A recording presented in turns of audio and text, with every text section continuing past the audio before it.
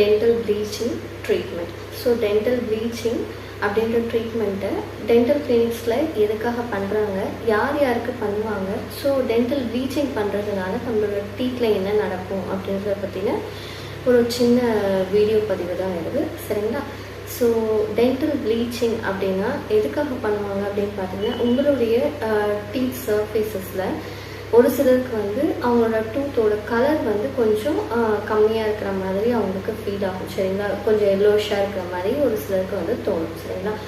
So ஒரு hereditary condition, அதாவது ஒரு எனாமல் பாதிப்பு இல்லாத நார்மலாக இருக்கக்கூடிய பற்களில் ஒரு எல்லோயிஷ் கலராகவோ அந்த மாதிரி ஏதாவது சேஞ்சஸ் இருக்குது அப்படின்றவங்க பல்லு வெள்ளையாக இருக்கணும் அப்படின்றதுக்காக ஒரு டென்டிஸ்ட் கிட்ட வரும்போது நாங்கள் என்ன ட்ரீட்மெண்ட் சஜஸ்ட் பண்ணுவோம் அப்படின்னு பார்த்தீங்கன்னா டென்டல் ப்ளீச்சிங். சரிங்களா?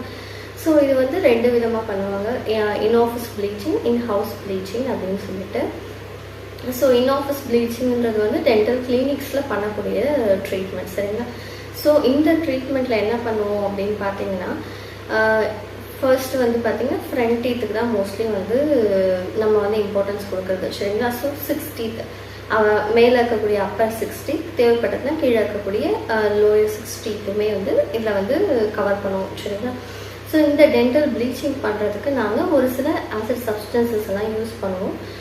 ஸோ அந்த கெமிக்கல்ஸ் வந்து யூஸ் பண்ணும்போது என்ன ஆகும் அப்படின்னு பார்த்தீங்கன்னா, நம்ம பல்லில் ஸ்ட்ராங்காக இருக்கக்கூடிய எனாமல் வந்து எப்படி கம்போஸ் ஆகிருக்கு அப்படின்னு பார்த்தீங்கன்னா, நேச்சுரலாக வந்து ஹைட்ரோக்சி அப்படைட் கிறிஸ்டல்ஸ் மூலமாக தான் வந்து ஃபார்ம் ஆயிருக்கு. சரிங்களா? ஸோ இந்த ஹைட்ரோக்சி அப்படைட் கிறிஸ்டல்ஸ் தான் வந்து நம்மளுடைய பற்களுக்கு ரொம்ப ஸ்ட்ரென்த்தை தரக்கூடியது. ஓகேங்களா? ஸோ நாங்கள் டென்டல் கிளினிக்ஸில் யூஸ் பண்ணுற கெமிக்கல்ஸ் வந்து என்ன ஆகும் அப்படின்னு பார்த்தீங்கன்னா, அந்த டூத்தோட சர்ஃபேஸில் இருக்கக்கூடிய அந்த ஹைட்ரோக்சி அப்படைட் கிறிஸ்டல்ஸோட ஒரு பாண்டிங், ஒரு ரியாக்ஷன் நடந்து, ஸோ அது வந்து ஒரு ஆக்சிஜன், நேசன்ட் ஆக்சிஜன் மாலிகூல்ஸ் வந்து ரிலீஸ் ஆகும். சரிங்களா? ஸோ அது மூலமாக வந்து உங்களுக்கு வந்து ஒரு பெட்டர் ஷேட்ஸ் வந்து 1 by 1 வந்து நமக்கு கிடைக்கும். சரிங்களா? ஸோ அந்த மாதிரி கலர் சேஞ்சஸ், ஷேடு சேஞ்சஸ் கரெக்டாக சொல்லலாம். ஸோ அந்த மாதிரி வந்து நமக்கு கிடைக்கும். சரிங்களா? ஸோ இதுதான் வந்து இன் ஆஃபீஸ் ப்ளீச்சிங் அப்படின்னு சொல்லிட்டு சொல்லுவோம்.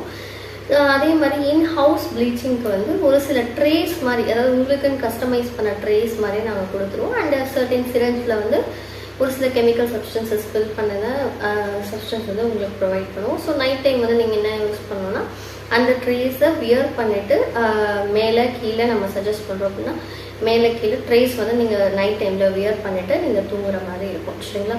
ஸோ இந்த டென்டல் ப்ளீச்சிங் வந்து யார் யாருக்கெல்லாம் பண்ண மாட்டாங்க அப்படின்றதையும் கொஞ்சம் ஒரு சின்ன ஒரு அவேர்னஸ்க்காக தான் இதை ஷேர் பண்ணுறேன். ஸோ டென்டல் ப்ளீச்சிங் யாருக்கு பண்ண மாட்டாங்க அப்படின்னு பார்த்தீங்கன்னா, எனாமல் டிஃபெக்ட் இருக்கிறவங்க, அதாவது இந்த ஹைட்ரோக்சி அப்படைட்ன்றது வந்து ஒரு ஸ்ட்ராங்கஸ்ட் டூத் எனாமல் இருக்கக்கூடிய ஒரு சப்ஸ்டன்சஸ். ஓகேங்களா? ஸோ இந்த ஹைட்ரோக்சி அப்படைட் வந்து வீக்காக இருக்கக்கூடிய கண்டிஷன், அதுதான் வந்து அமிலோஜெனசிஸ் இம்பர்ஃபெக்டா, அந்த மாதிரி ஒரு சில டென்டல் கண்டிஷன்ஸில் எனாமலே வந்து ரொம்ப வீக்காக இருக்கும். ஸோ அந்த மாதிரி கண்டிஷன்ஸில் வந்து யூஸ்வலாக டென்டல் ப்ளீச்சிங் யாருமே வந்து சஜஸ்ட் பண்ண மாட்டாங்க. சரிங்களா? ஸோ இந்த டென்டல் ப்ளீச்சிங் பண்ணதுக்கப்புறமா ஆஃப்டர் த ட்ரீட்மெண்ட், அதாவது நீங்கள் வந்து கிளினிக்கை விட்டு வெளியில் வரும்போது உங்களுக்கு ஒரு சில போஸ்ட் ஆப்ரேட்டிவ் இன்ஸ்ட்ரக்ஷன்ஸ் வந்து சொல்லுவோம். அது என்ன அப்படின்னு பார்த்தீங்கன்னா, ஒரு 2 to 3 டேஸ்க்கு வந்து சென்சிட்டிவிட்டி ஃபேஸ் பண்ணுறதுக்கு சான்சஸ் இருக்குது. ஸோ அதனால் ரொம்ப ஹாட்டாக, ரொம்ப கோல்டாக வந்து எந்த ஃபுட் சப்ஸ்டன்ஸஸும் எடுக்க வேண்டாம் அப்படின்னு சொல்லுவோம். அதே மாதிரி ரொம்ப கலர்டு ஃபுட்ஸ் வந்து ஒரு 1 or 2 டேஸ்க்கு வந்து அவாய்ட் பண்ணணும் அப்படின்ற மாதிரியும் சொல்லுவோம். சரிங்களா? ஸோ தேவைப்பட்டுச்சு அப்படின்னா, ஒரு சிலரோட கண்டிஷன், டென்டல் கண்டிஷனுக்கு தேவைப்பட்டுச்சு அப்படின்னா இந்த விசிட் வந்து நெக்ஸ்ட் டேவும் வந்து பிளான் பண்ணுற மாதிரி இருக்கும். மோஸ்ட்லி வந்து 30 minutes அந்த மாதிரி டைம் எடுக்கும்.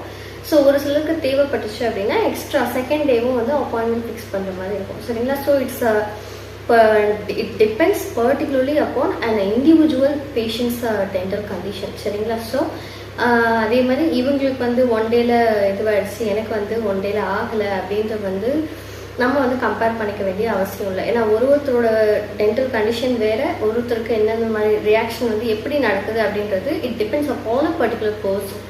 ஸோ அந்த பர்சனுக்கு வந்து எப்படி இருக்குது அப்படின்றத பொறுத்து தான் அந்த ட்ரீட்மெண்ட்டோட ரிசல்ட்டு, ட்ரீட்மெண்ட்டோட டியூரேஷன் எல்லாமே வந்து வேரி ஆகும். சரிங்களா? ஸோ இதுதான் வந்து டென்டல் ப்ளீச்சிங் பற்றி பொதுவாக நான் ஒரு அவேர்னஸ்க்காக க்ரியேட் பண்ணுறதுக்காக நான் ஷேர் பண்ணது.